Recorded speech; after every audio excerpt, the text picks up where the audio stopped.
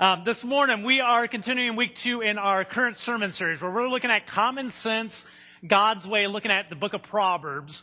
And what we're looking at is there's common sense in the world's way. As we talked last week and the subject we talked on last week, the common sense of the world doesn't always make a lot of sense when you actually think it through. But the common sense of God is brilliant when you start to actually think it through and apply it to your life. So this morning, we're going to continue that process, and we're going to be looking at the topic of how do we most effectively use the money that we earn in our lives. Now, before we dig into that, I want to address some things, which is where you sit currently financially and how to look at this sermon and this message this morning, okay? There are some of you sitting here right now that are probably hugely in debt. You've already acquired quite a bit of debt. You're sitting in debt. That is part of your life. And here's what I hope you get out of it today is I'm not dealing with how you get into debt, because that wouldn't be healthy, and how to get out of debt, because that would be a whole different message. I'm going to be dealing with how God would tell you to work with your money. But if you are in debt, my hope is you learn some things today that will benefit you moving forward to hopefully get you out of that process. And when you do get out of that process, how to live a healthy financial life, okay? There's another group of you in here that are just making it by. You live week to week. You're barely surviving financially, but you are surviving. My encouragement and my hope that you get out today is this, that you would find some beneficial things that would put you in a better financial position in the future by applying some of these things to your life. There's others of you in here this morning. You are doing well. You do well financially. Your finances are in pretty good shape. One, probably because you're running them the way God would instruct here, as we talk about in a second. But you're doing well, and here would be my encouragement for you, is you'll look at a lot of stuff I say today, and you'll go, yeah, I already do that, I have that. Here's your challenge. You need to make sure you share that with your children and your grandchildren and explain to them how you work with money. Because Americans are not real good with sharing with their children how to work with money. So you would do well to pass that knowledge on to the next generation, especially the next generation of church children and Christians and followers of Jesus Christ. That would do well. You need to understand, most people who do well financially because they were taught how to do well financially, not necessarily just because they earn a lot more money. There's a ton of people, and probably almost same percentages of people who earn large paychecks who are in just as bad financial shape as people who earn low paychecks or smaller paychecks. The key is they learn from an early age how to work with money. There's actually a lot of jokes, just so you know this, everyone's heard it. There's a lot of jokes and there's a lot of harassing of the Jewish community because they're always known as the wealthy people, okay? You know why Jews are wealthy? Because they teach their kid from the time they come out of the womb how to work with money. Those kids learn through the community and through their parents how to work with money. And if you learn how to work with money, you can be successful with your money. The last group here is this. It's going to be the younger ones. It's those of you that are not independent yet. You're still living with mom and dad, or you're not fully into the adult world yet. And here would be my encouragement to you. You sit in the best position of all of us, which is this. If you would apply these principles to your life moving forward, I can almost guarantee you will be successful financially. Does that mean you will be filthy rich? No. Does it mean you will be rich? No. What it means is your finances will not be a burden to your life. They can be a blessing in your life rather than a burden. If you would just apply these things before you make the mistakes that a lot of adults make and a lot of people make in the college years, some of my college students, of going massively in debt and stuff like that and not thinking about it. All right? So those are the different groups I wanted to address, because how you handle your money has a significant impact on what you can do with your money. How you handle your money has a significant impact on what you can do with your money. Now, before we talk about the healthy part of how to handle your finances, you have to first understand what your enemy is, because we all have a huge enemy to being healthy financially, and that enemy is simply this: it's greed. It's greed. It is the American way. This is what we are fed to believe constantly, but it is greed of having more and more and more. And I want you to know the damage of greed driving your finances in your life. The first damage it does is this: greed leads you to never being satisfied with what you have. When greed is at the core of you and how you spend your money and how you view your money, you will never, ever, ever be satisfied. In Proverbs 1:19, it says this: such is the fate of all who are greedy for money. It robs them of life. Okay? If you are greedy, it will rob you of life. You will never find satisfaction. We live in a world where all we want is what we want until it's ours. And then when we get it, we go, I need something new. And we move on to the next thing. And if greed is at the center of your motivation behind your finances, you will never find satisfaction in your finances. Greed also leads to you spending money that you don't have. It makes you go and spend money that you don't actually have in hand first. Proverbs 28:22, it says this: greedy people try to get rich quick, and they don't realize they're headed for poverty.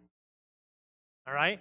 Greedy people try to get rich quick, but they don't realize that they're headed for poverty. We see this all the time. What this means is this, is you spend money that's not yours. You go get stuff that you like to have, but you don't have the money in hand yet to have it.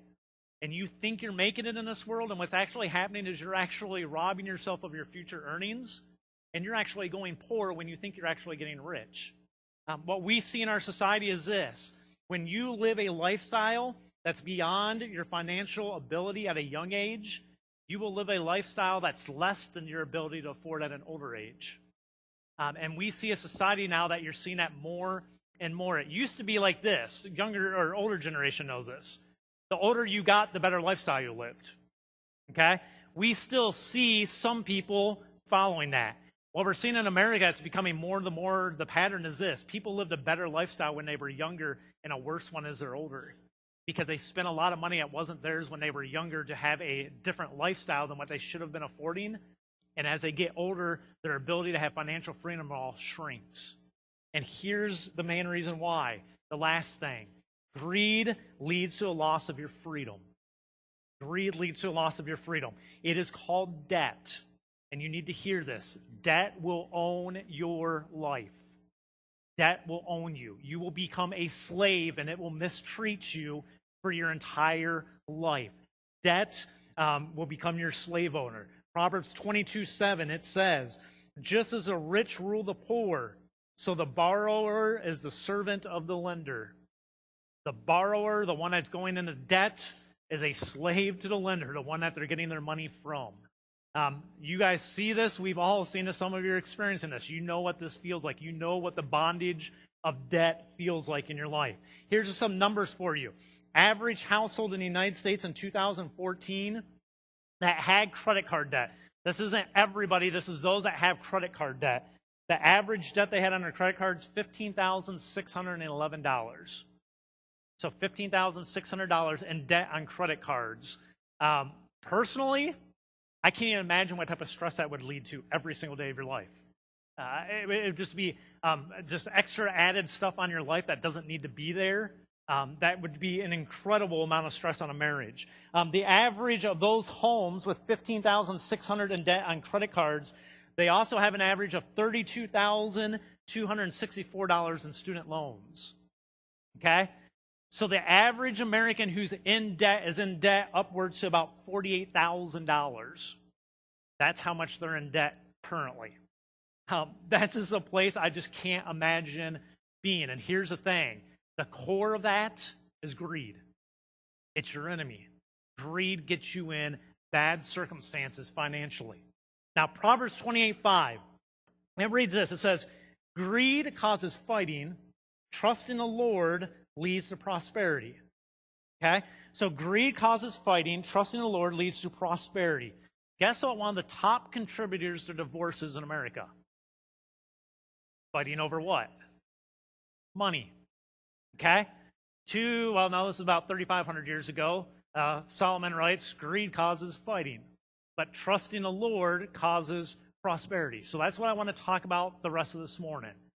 How do we work our finances? How do we handle our finances with God's wisdom and with God's leading? What does that look like? What can we do? And how do we apply that to our lives? So let me give you some tips. The first thing is this. You have to be smart with your money.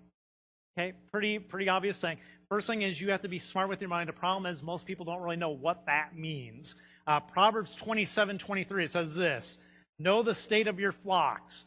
Back in this time, your flocks were your finances, okay, the stuff you own. So they're saying, know the state of your flocks, know the state of your finances, and put your heart into caring for your herds. Put your heart into caring for your finances, for the things you have. Interesting stat I found.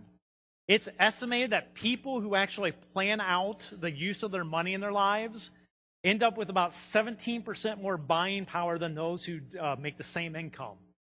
Let me tell you what that means. If you want a 17% raise, how many would you like a 17% raise?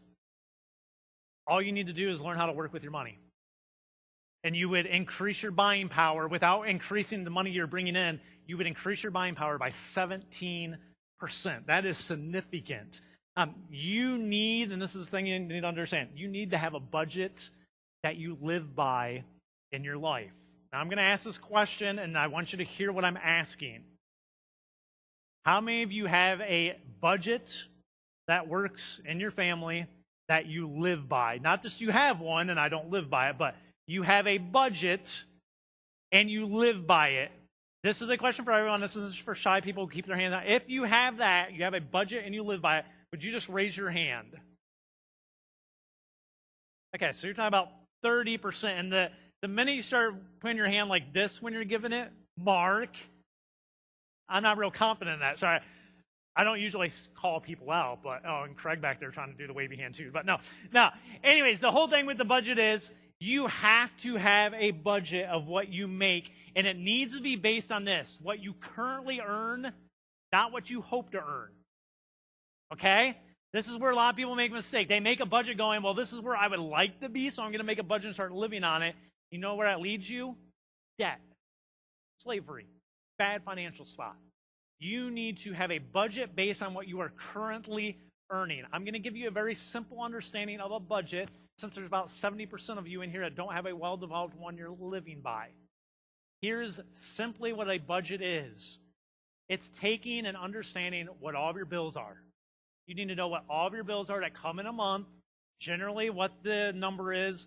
For bills that fluctuate, so like your heat, your electric and gas and all that fluctuate if you don't have it set on like an even part for the year. But if it fluctuates from summer to winter, you need to take last year's stuff, figure out what you paid in total, and then what you do for a budget is when you find out that number of bills you have, you divide that by how many weeks in a year, 52, or the number of paychecks you get, divide it by the number of paychecks you get in a year, and then you know that amount of money I have to set aside to pay my bills.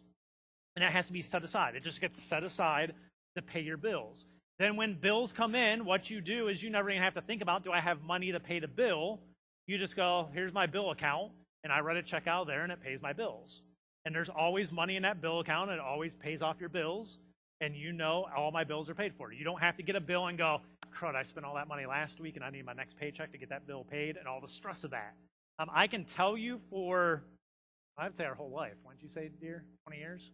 Our whole married life, thank God you married me, because we would have been a disaster. No, she's agreeing with me. I just want you all to know she agreed with me, and she's in church today. So now, let me tell you, to go back real quick. This is why this is important. I was taught by my father how to work with money my whole life, okay? My wife wasn't. They never talked about it in their home. So when we got married, that was different, because my wife was go spend, and I was like, well, no, we need to know what we have extra. We can spend what we have extra, but this is paying all of our bills, because we were taught differently, okay? But for the 20 years, there's never been a day I've ever worried about a bill coming in. I've never even thought about it. I just know that's my bank account for my bills, and I write the check out, and it pays my bill. I've never thought about it. I've never had an issue with it. College kids and teens and some of those, learn from this, okay? You don't ever have to worry about bills if you would just budget correctly at the beginning. But you figure out what your bills are, divide it by your paychecks. Every paycheck comes in. If it's $580 every week, or every paycheck that has to go in that bank account, take $580 and you stick it in that bank account. And then the rest of the money you can live off of, okay, for extra stuff. But at least there you know all of your necessities, you know all of your needs are being met and being paid. That's simply a budget. And then what you have to do is actually live by it. So when that money comes in, you got to make sure you always take that money and stick it in the right accounts so you can always pay your bills. That is called being smart with your money. The other aspect of being smart with your money that I have learned is this: shop smart. Okay? Be smart about your shopping. Here's just a few things I would encourage you to do. Use the internet. We live in a day and age now where you don't have to drive to 10 stores to find the prices. Take some time, search the internet, and when you need to purchase stuff, find the internet and find the best price. You can always find deals. You can always find sales. Use coupons. How many of you are coupon users? Okay? Use coupons. Let me tell you why we are this way. I'm your minister. We don't make a ton of money, but we make a decent amount of money. It's all public. You know I make $49,000 a year, okay? That's what I make a year. Some of you are looking going, man, I'd love to have that much money. Some of you are looking like, seriously, that's all you get, okay? We live on $49,000 a year, and we live fairly well. These are just some of the tips we do. You use the internet. You use coupons. The other thing is you wait for sales when they come up. And here's our biggest money saver in our life. And I don't have stock in this company, so just take it for what it's worth. Shop at Kohl's, okay? If you need clothes, I'm being dead serious, folks. We discovered this store like a decade ago. If you are able to get a credit card and you can be responsible with it, get a Kohl's card. And Kohl's, they're kind of manipulative because they always suck you in to go there. But they send you coupons all the time for like 20, 30% off. And then what you do, you stop in about once a month and you go look at the discount racks in Kohl's, because Kohl's always takes whatever's in season right at the end, and they stick it on these racks for 60, 70, 80% off. And then you can use your coupon on top of that. Every piece of clothing I've bought for the last 10 years of my life has been through Kohl's on the 80% discount rack. And you're going, well, obviously. Well, but usually I dress fairly decent, all right? But no, 80% discount, you get another 30% off with a coupon. And you're literally, this shirt right here probably cost me $2.50 to $3. And it was probably regularly $38, $39. The pants I have on, I never pay over $12 for anything. And I get brand new spanking stuff. So I get Dockers, I get Nike stuff, I get Adidas stuff, I get all sorts of name brands, and I never pay over $12 for anything. Why? You just go and you be smart about your shopping and use Kohl's. Let me tell you how effective Kohl's is. I go into Walmart, and it's not always stuff I would buy, but I look at their prices and I go, man, that's expensive. Use Kohl's. I'm just telling you. But the key is this: shop smart. Use your money effectively. Be smart with your money. Here's the next thing. We need to be patient with our money. You want to be effective stewards of it, you have to be patient with your money. Proverbs 21:20, it reads this: the wise have wealth and luxury, but fools spend whatever they get. Okay, look at the second side. Fools spend whatever they get. They get money, they go blow it. They go buy what they have to buy. It says on the other side, the wise have wealth and luxury, which means obviously they just don't blow their money. They just don't go spend their money as soon as they get it. What you need to learn with your finances is this: set goals and then work towards them. Set dreams, work towards them.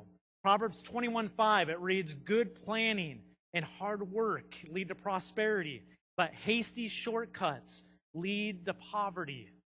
Okay? So our culture tells you this: go get your stuff and then go work for it and pay it off. God would tell you, no, plan ahead, work for it, and then go get it. That leads to prosperity. This one leads to being poor. All right? So for example, if you have to get a TV and you're looking to upgrade your media or something in a TV system, should you just go, I'm going to the store and buy the first one I like? No. You be patient with it. Is it really going to kill you if you have to wait an extra 4 weeks to find the right deal at the right price and save yourself several $100s because you took the time to be patient to go get something? No. But we have become so impatient, we go, I can go get a TV, I'm going to get it today. And you're going, but you could save hundreds of dollars just being patient and taking time to research. If you got to get a car, be patient. Unless your car just blew up and it won't get you to work, your smartest thing is when you know you're going to have to start looking for a car several months ahead of time, start searching the internet and the dealerships and start figuring out, wait for that sale to come up. You can always find sales on cars where they will drop prices thousands of dollars, and then you can go in and get the car, where they just drop it. You don't even know why all the time. You just get it. My car out here, they dropped this newer one I just had to get. I got the Charger out here. They dropped it $6,000 in one evening. And I'd been searching, probably I got on every night for 30, 45 minutes to look at locally, and finally found this one, $6,000 it drops in one night, and I'm like, oh, that's right in my price range or what my budget is and everything, and go get it. And you're going, we got a car that we should have never been able to afford. We don't make that type of money. But if you're patient, you can get deals. Vacations. Here's another thing. We all have different things we desire to have, okay? We all have different things that we like doing. Our thing is, as a family, it's weird having you in here today to like reference you the whole time as we talk about finances. Okay.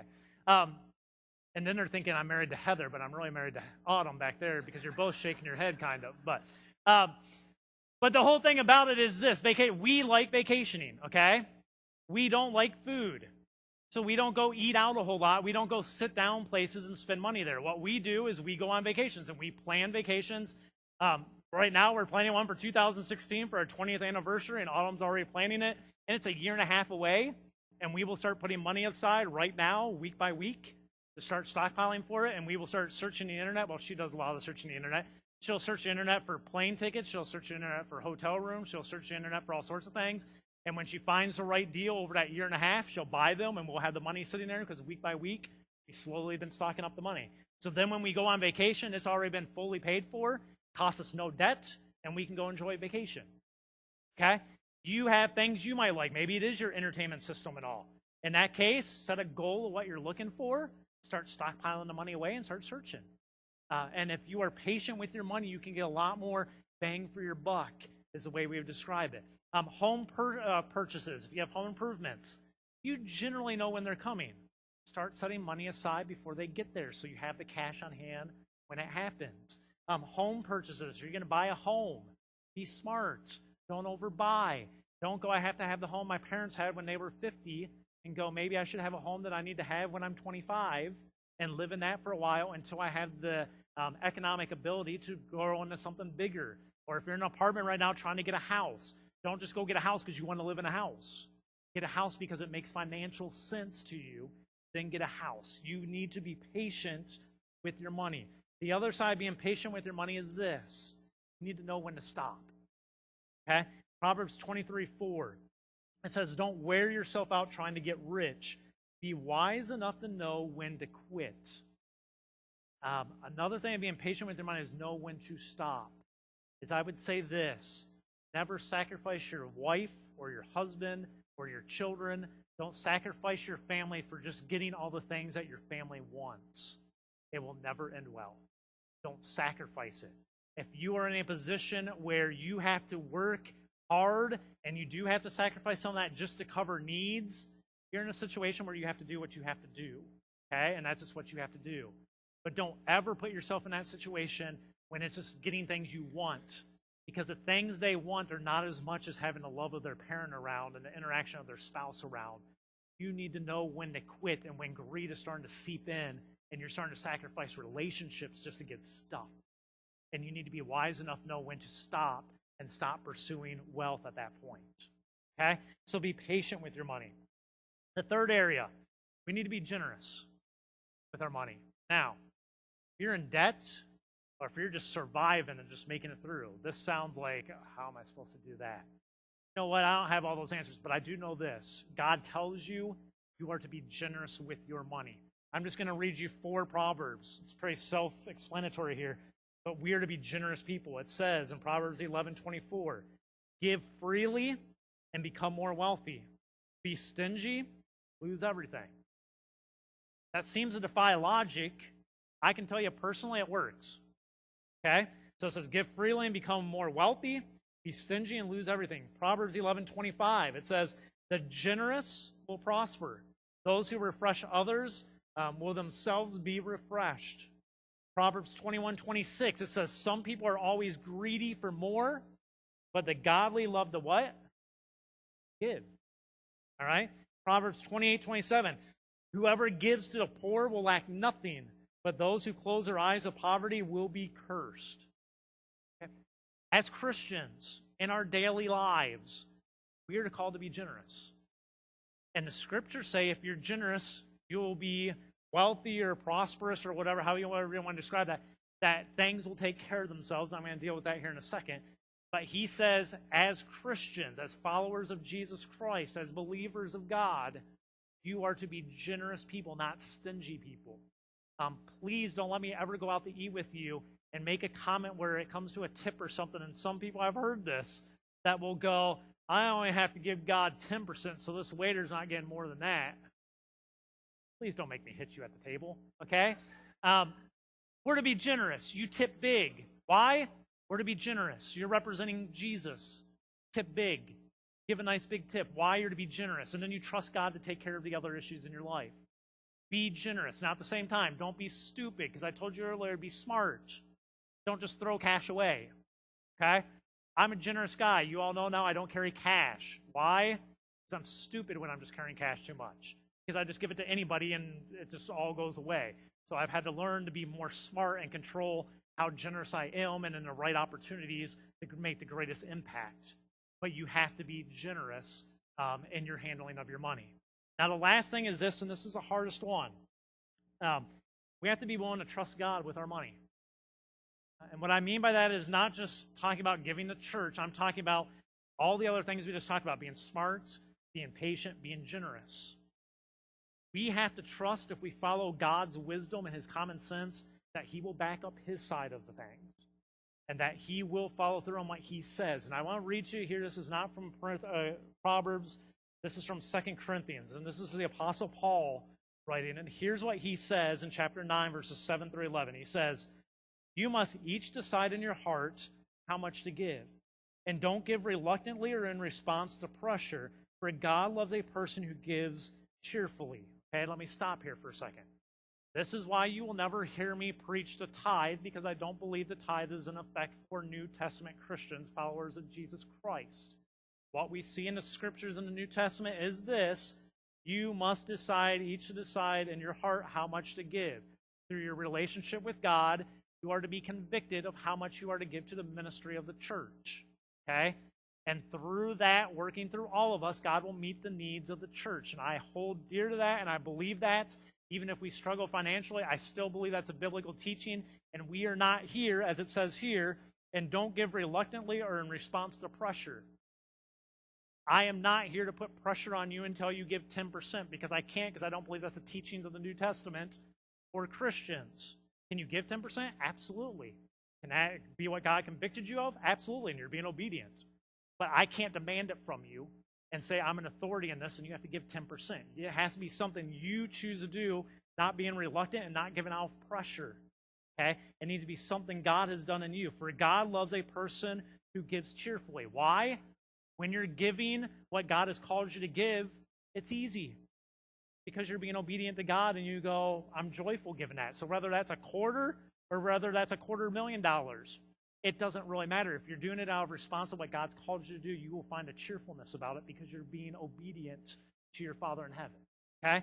Then it goes on, it says, and God, if you do this, God will generously provide all you need. And then you will always have everything you need and plenty left over to share with others. Okay? Here's why I say it takes trust. God makes a promise here. You follow this end with your money, here's what I promise. And he promises two things. He will take care of your needs. He will give you something left over to be generous with others.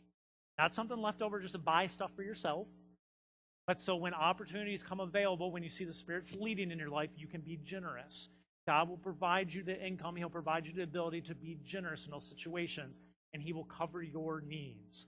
If you are faithful on this side, he makes like a promise to us. You're faithful here, I'll be faithful here. Okay? If you're not faithful here right now, this is a step of faith. Why is money a big issue about your faith? It is. It's the thing we hold closest to us. And the question is, do you trust God here with the promises he connects over here? And it is a huge issue in your faith. It's a huge step in faith and growing in your faith. Those who do this, you know what I mean, is the more you do this and the more you see God fulfill this, the more you trust in it, easier it gets, and you become more and more generous, which is talked about next. The next part of the scripture says, as the scriptures say, they share freely and give generously to the poor. Their good deeds will be remembered forever. So then he's going, and when you're generous, it doesn't matter how it works out. It doesn't matter if the person goes buy drugs with it or booze with it or does whatever it is. That's not your responsibility. What you need to understand, God will remember what you did forever, because it was significant to him no matter how they used it. Okay? So he says, it'll be remembered forever. Then in verse 10 he says, For God is the one who provides a seed for the farmer and then bread to eat. In the same way, he will provide and increase your resources and then produce a great harvest of generosity in you. So he even goes slightly further here as he says this: if you're faithful here, I will take care of your needs and I will leave some left over so you can be generous to others. And if you continue this path down the road, what I will do is this, he says, I will provide an increase in your resources and produce a great harvest of generosity in you. He goes, I will even increase your ability that you have even more. The more you're faithful on this side, the more I will give you on this side, because I know I can trust you, and you will reap a huge harvest of generosity, which is you will start to become known as a generous person. Why? Because God will give you more and more so you can be generous to people. Again, not always just go buy yourself more stuff. That's so you can give to other people. And then he says this: yes, you will be enriched in every way so that you can always be generous. Okay? This last part, all of this, it takes trust that God is faithful. It takes faith that God fulfills his promises that he makes. This is a trust and it is a faith issue. It's more than just a money issue. I don't want you to just hear this to go, I'm talking about giving to the church. I'm not. Being generous has nothing to do with the church. It has to do with the people's life. And being generous and representing Jesus well. And when the Spirit gives you opportunity to serve, that you use your money because God's giving you money left over after you fulfilled your needs, generous. And some of you, that generosity is going to be $5, but you know what? It meant something to that person, and God will never forget. Some of you, that generosity is going to be $5,000 that you help someone. And you know what? It's no better than the person that gave $5, as long as you're both fulfilling what the Spirit led you to do at that time with the extra money that God has given you to be generous. You're not here to compare with each other. You're here to compare yourself to what God's calling you to do. Right? At the end of the day, here's what I want you to know. If you want to get the biggest bang for your money, for the biggest bang for your buck in life, with the money you earn, follow God's common sense over your own desires. Follow God's common sense we talked about over greed and over your own desires. And what you will find is this: your finances will become a blessing in your life rather than a burden. Okay? That's what you will find out, and that's what God promises. I will make your financial state a blessing, not a burden. You pray with me.